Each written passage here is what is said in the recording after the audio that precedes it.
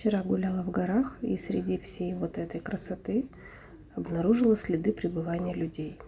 Как всегда, погуляли и свои бутылки бросили. Я решила исправить это досадное недоразумение. Взяла с собой пакет. Сейчас соберу все эти бутылки, банки, склянки и выброшу в специально отведенном месте. Люди, давайте беречь лес и природу. Она у нас одна.